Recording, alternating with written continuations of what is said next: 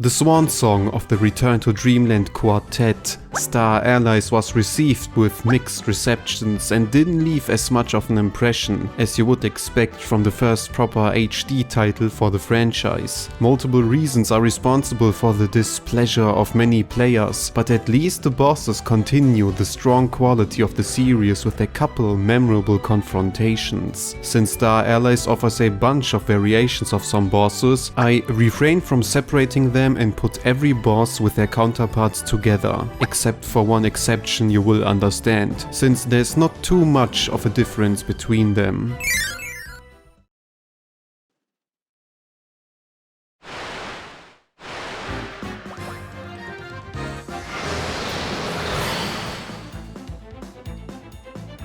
The first boss of the game also introduces this ranking with a more than solid representation of what can be expected from a traditional Whispy fray.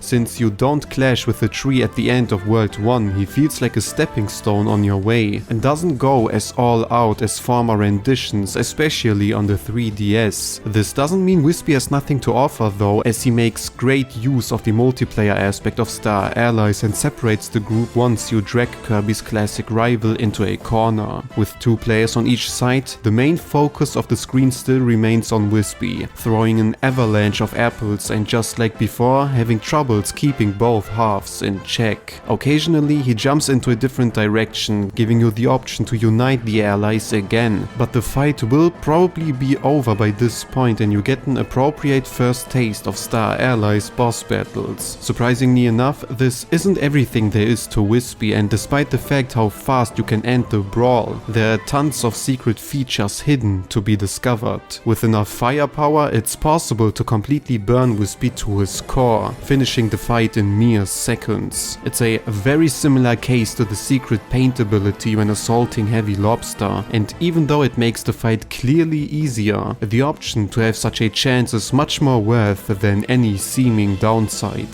Furthermore, if you slightly enter the battlefield without completely committing to enter, you can actually go back to the door you came from and return with one of the friend's abilities, similarly overpowered like using fire. For whatever reason, the creators decided to pack Whispy with tons of interesting Easter eggs, which should justify a higher ranking but doesn't actually change the core confrontation itself. Like I said in the beginning, there are varied counterparts of some bosses, however, and Whispy is no exception. After traveling through Popstar and identifying the antagonistic side, Kirby and his companions enter the galaxy and visit unalike planets focusing on specific visual elements. The forest, full of autumn leaves, is guarded by Iggy Woods, an older version of Whispy with rotten fruits hanging above. As I stated, the appearance might be new, but the actual battle is nearly the same. Yet I have to commend the motivation to at least alter the boss noticeably from what he looked before. The true star of the show is Parallel Whispy, the challenging counterpart added as the final update of the game. Again, nothing has changed as such besides the difficulty, which is now impressively higher. You may not die with a group of 4 fighters, but the clash will be closer than you think and is only a first taste of what other bosses will have to offer.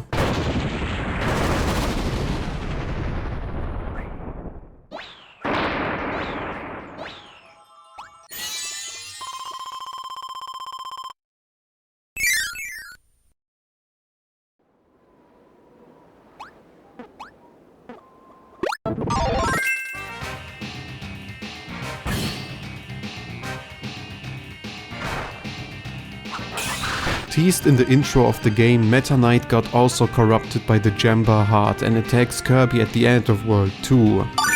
Having such a nimble foe with 4 players, it isn't very hard to overwhelm the lonely knight, and the only main challenge comes from targeting a rather smallish opponent who is quick on his feet. Since every boss strength was increased thanks to the dark power, Metanite relies purely on his sword skills and splits himself into multiple copies, perfect for the multiplayer aspect of the game. Summoning huge rocks to create giant pillars is a great way to separate the group, and if you're fast enough to destroy them before Metanite slices mixes them up, his doppelgangers are going to be stuck in the ground for you to counter. Another important detail to notice is how they all share the same health bar, but if the fight takes too long, Metanite is also going to collect himself and attack as one strong unit again. With the sword, it's even possible to clash your blades for a moment. Not as climactic as in the Forgotten Land, but at least a neat touch in case you take the unnecessary sword before the battle. Unnecessary because it makes no sense regarding how Metanite is overwhelmed by a malicious force. Normally the sword is a symbol to have a fair fight, but this Metanite should only be focused on winning, just like in Squeak Squad.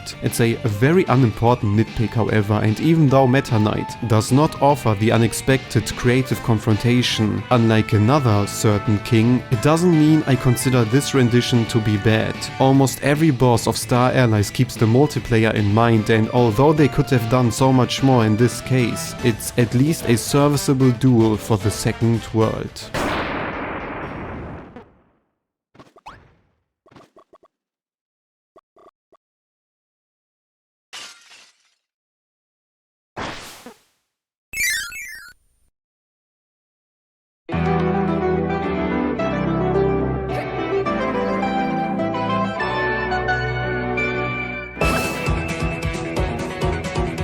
The hardest, or to be precise, hardest bosses to rank in this game.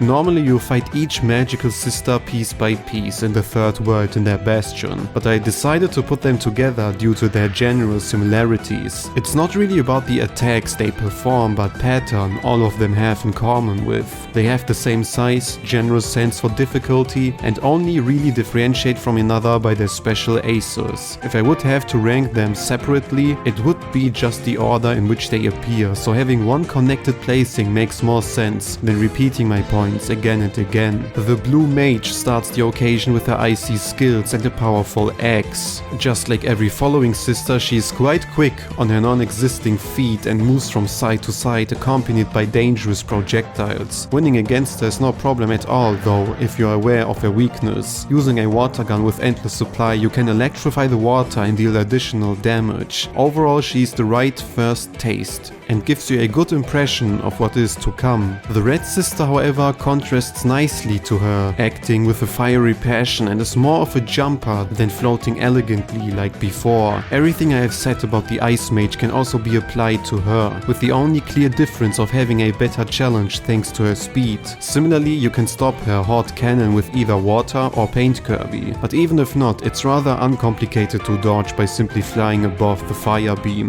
The final sister completes the trio with her calm, collected and more thoughtful manner and portrays the main boss of World 3. At first I was a little unsure about her posing as the last fight, considering the once again nearly identical battle style you have seen twice at this point. Naturally her electric tricks are different, and with water it becomes even easier to stop her parade of shockwaves, but it's nothing special to conclude a world. I'm aware about the sheer number of boss fights in World 3 compensating for a proper main clash, but this isn't actually everything there is. When Partisan goes down, she prepared the outcome of the battle with her mindfulness and activates a self-destruction commando, leaving Kirby and his allies behind. Ending the world in Metroid style, you have to go through a couple friends pose and escape with the help of the friend star, following your enemy into the galaxy. It's such an appreciated turn of events and for the series brand new way to let a boss fight or world end. This follows the philosophy of Star Allies playing with the rules of the genre, deciding on its own how many and in which manner bosses appear.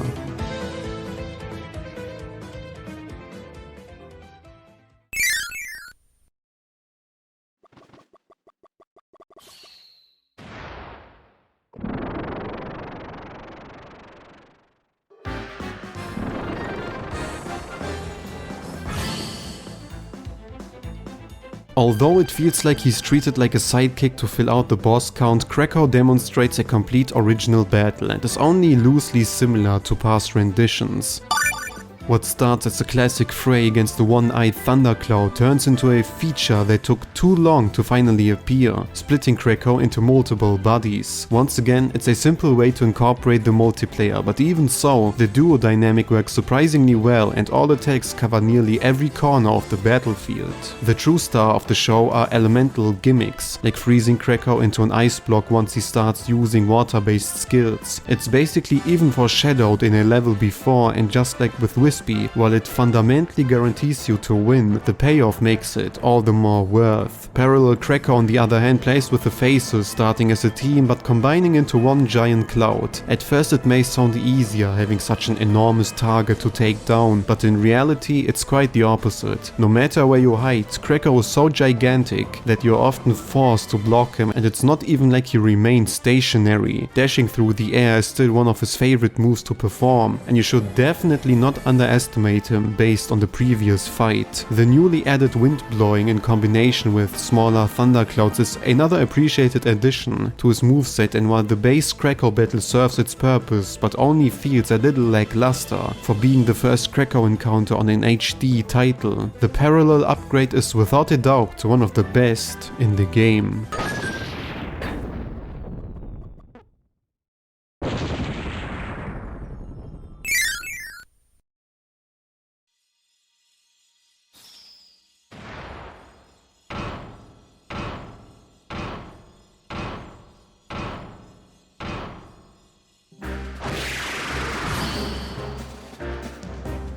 The only pure gimmick boss of the game, and probably sole encounter you cannot remember all that well despite spending many hours in the game.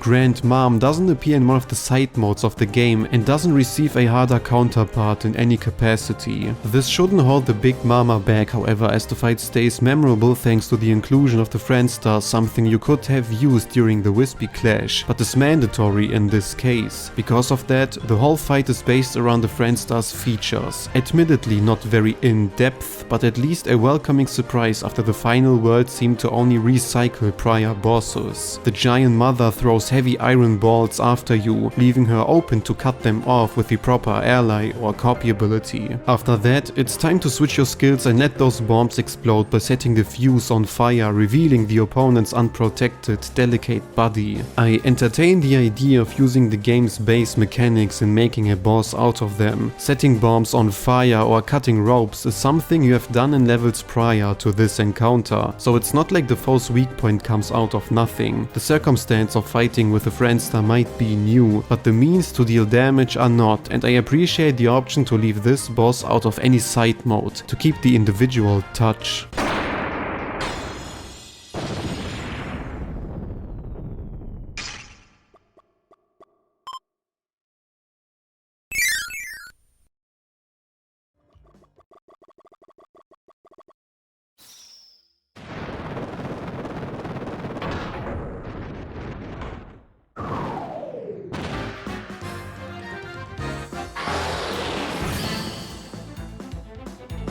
After their debut in Dreamland 3, Pawn and Con make a surprising comeback as the guardians of the enemy's bastion.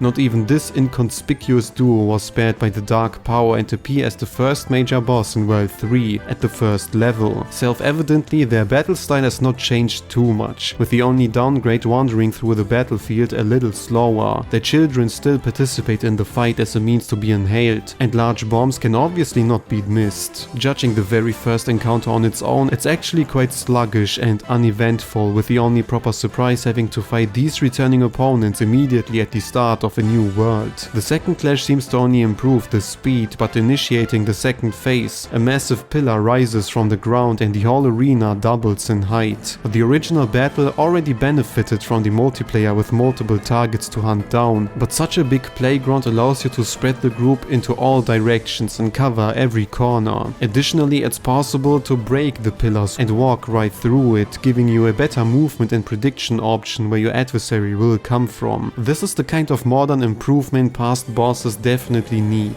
Back in the day, the standard and especially expectations were different considering how today's Kirby bosses act under new, much more grandiose rules. As mere appetizers for the third world, Pon and Con fulfill their role perfectly fine, and the upgraded versions meet the modern expectation, resulting in an overall almost flawless comeback.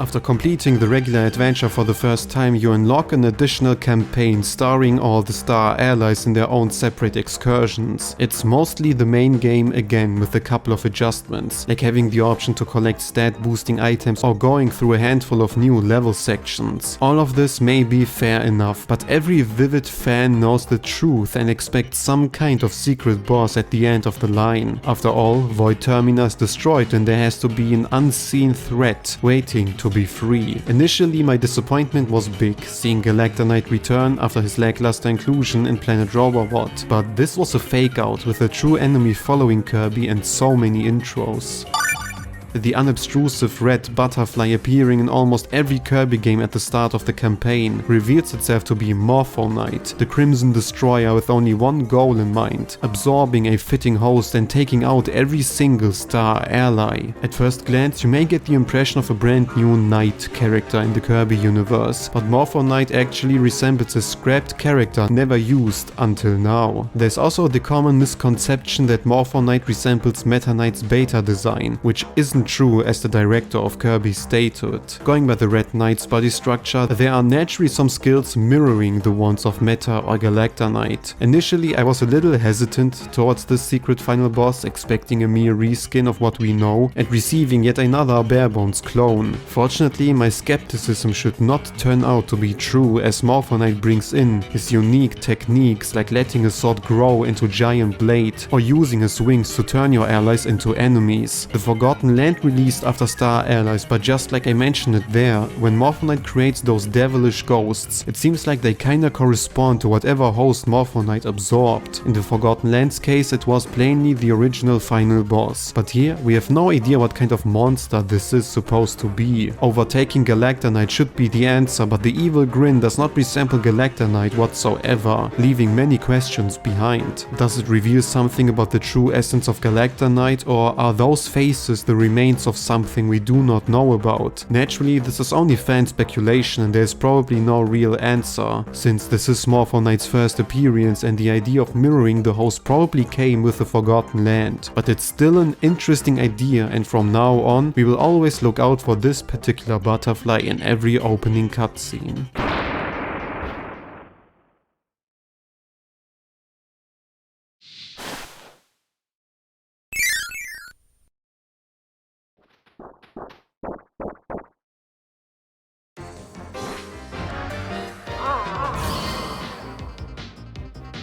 The King of Dreamland doesn't appear often so high on a boss ranking, but for this occasion it's fully justifiable considering what trump card he hides. Crashing his castle and wandering along the routes of the first Kirby's Dreamland again, it's time to get back all the stolen food and initiate a duel in Dedede's throne room. Like many classic rivals in modern Kirby games, the king starts off fairly traditional and seems to be quite slow with all that food on his belly. One intriguing new addition to his moveset is his skill directly copied from Smash, with Dedede using his hammer to swing around some Gordos. Normally you see the opposite, by Smash utilizing the original games as inspiration, and regarding how the former Kirby director is now responsible for Smash, it feels like an act of respect to keep an eye out what experience he is actually developing. Self-evidently, this doesn't explain such a high ranking, and when the moment for the real deal comes, Dedede must use his secret gains, too mighty for this world to witness. Back in the day, it was sadly revealed in trailers, but would have been such a fantastic surprise for the first world's main boss. If you have watched any other ranking of mine, I have consistently complained about the lack of creativity for Metanite and Dedede clashes, with the latter showing signs of interesting ideas but never really committing to them. Buff Dedede is the kind of reimagining I want to observe, since no one could have seen something like this coming. With his strong arms, the buffed king destroys the ground and swings around the pillars of his castle, like Donkey Kong himself. Once again, the pillars are a fitting way to separate the group, even if it's for a couple seconds due to their destructible nature. I consider the regular first fight to be an almost perfect first main boss for a Kirby game, offering the perfect amount of surprise and difficulty, but parallel Dedede is where the true challenge comes from, with highly quick attacks coming from left and right. The king's uncanny colorization depicts the cherry on top of this protein-filled battle, and Buff Dedede will rightfully remain as one of Star Ally's most memorable opponents.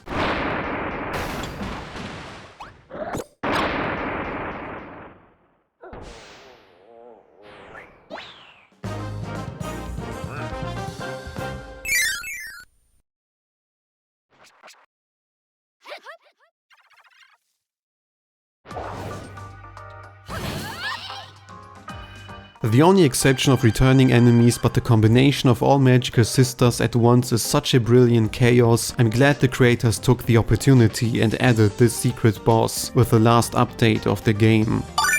Technically nothing has particularly changed, as every magician performs their regular attacks you know from the regular fights, but this time the odds are balanced. It's not an overwhelming 4 against 1, and for the most part, one sister is going to observe from the background while the other two assault. This alone makes the battle not only noticeably harder, but all the more complex, keeping an eye out on two targets and trying to dodge their arena covering skills. There were times where you had to fight two foes at the same time, but Krakow, for example, was not nearly as fast or nimble, and you always got the impression there was some sort of coordination. The magical sisters, however, sometimes seem to act randomly whenever they like, and it almost feels like someone created a mod for this encounter to happen. This alone cannot be everything, and after initiating the second phase, every sister starts to pull out their ace naturally, simultaneously. If you get hit by one of those massive techniques, you will be flicked into the next one, and in most cases, it's a clear KO. One of them alone might have been a little lukewarm, but together they release their full potential, and it may not only be the hardest regular fight in the game, but most chaotic, frame rate destroying battle royale you will witness in Star Allies.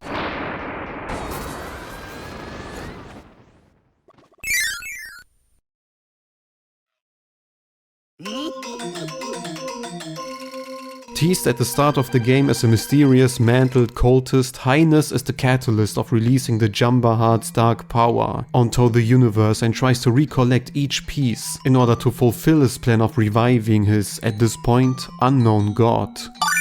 The first phase starts rather calm, with unobtrusive melodies perfectly fitting the arena, and Highness himself seems to not take the battle seriously. After all, he was just completely in his thing, not even noticing the battle beforehand. But just like every antagonist in the series, he immediately underestimates Kirby, and the weak health bar deleting too fast should be enough indication to expect something more. When Highness' hood falls and the camera zooms in, his disgusting visage is revealed, and the foreshadowed manic seizure is fully displayed, not only in Highness' behavior but music as well. With the help of all three magical sisters, he uses their unconscious bodies to strike with elemental techniques, some of them easy to dodge, others covering nearly the whole battlefield. It's an extremely clever setup to combine all the antagonistic forces into one confrontation, and the voice acting of Highness, despite saying no clear words, should definitely be praised. Entering the third phase, the real surprise is the friend circle, this time used against you and without shielding or dodging movements. It's nearly impossible to leave this skill uninjured on your first time. The trope of using the player's specialities against him shows how powerful the player is in the first place, especially in Kirby's case, and I wish the harder counterpart would maybe incorporate another one, like the friend train, since it's fairly straightforward in its approach. Another perfectly fine executed feature is the huge lore drop before Highness goes for the offensive. Naturally, you have to pause the screen to read the hysteric tirade, basically stating Highness' backstory largely, but it's a clever combination of letting players who are uninterested in the lore skip it, underline Highness' outrageous charisma, and offering some interesting details for everyone who wants to know more about these characters.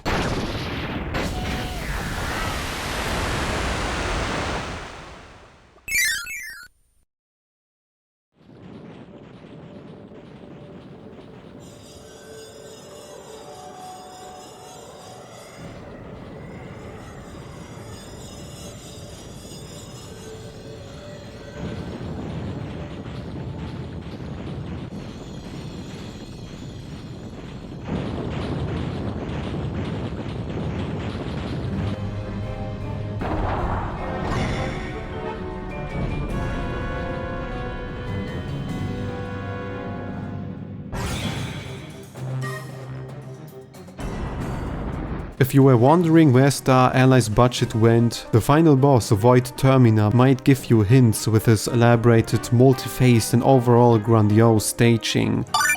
Without giving away too much, this final enemy probably swallowed a huge amount of the game's budget and tries to at least end the adventure on a high note. To great success, as the premise is surprisingly unique with a giant 3-dimensional arena, the monstrosity without a soul in the middle, and Kirby together with his allies riding the Friendstar. You have to take out each weak point, each body part, and glide around the opponent without getting hit by shockwaves, powerful punches and elemental skills. Once the defense is broken, Void Termina falls to the ground, a perfect moment to enter his body himself and take out the weak point directly. Here the gameplay returns to regular 2-dimensional action, with a rather passive heart to assault. Strange symbols follow you wherever you go, turning allies into foes, and after dealing enough damage, the true core is nearly revealed until it casts you out of the field, with the neat side effect of saving the unconscious Highness and the magical sisters. As if this wasn't enough, Void turns into a giant bird, attacking from the sky with all sorts of different techniques, some of them implicating even more lore information. After you bring your foe down, it's time to finally end the struggle by going after what looks uncannily similar to Kirby himself. Having a bright grin on his face, Void takes the shape of a circular entity, something players have seen regularly in the franchise. With a simplistic form like that, it allows Void to perform a variety of special attacks, and if you were lucky enough to survive until now, there's a high chance to faint on your first try. As the music turns into a hopeful melody mixed with classic Kirby leitmotifs, there are no unexpected gimmicks left, but even so, Void manages it to present some tricks like flooding the area, turning into a dark matter-like creature, shooting lasers, or performing the Drossia bounce. The idea of not holding back despite how hard everything before already was adds the perfect challenge to the climax, and you're going to feel very relieved once it's done. I haven't really talked about what makes this final boss so amazing, since this is the longest continuous encounter you will find in any Kirby game. There are no moments to catch a break, only very few means to heal and predict what is going to happen. The mixture of having a massive, rather gimmicky showdown on the outside against this Colossus versus classic gameplay on the inside is the perfect unification of gimmick and gameplay, something I missed during Planet Robobot's climax, for example. There's even the clever attention to detail of dealing damage by plenty throwing hearts at Void, something not possible for any other enemy, and also proof that Void completely lacks any kind of affection. My only real complaint is the unobtrusive music, which isn't disappointing per se, but it kinda lacks the weight Triple Deluxe or Planet Robobot had. Still, the odd voice of Termina in combination with the barbaric design, the heart's similarity to Kirby, and the sheer spectacle of everything after you could have been let down to this point makes sure to let Star Allies at least end on one of the highest notes in the franchise.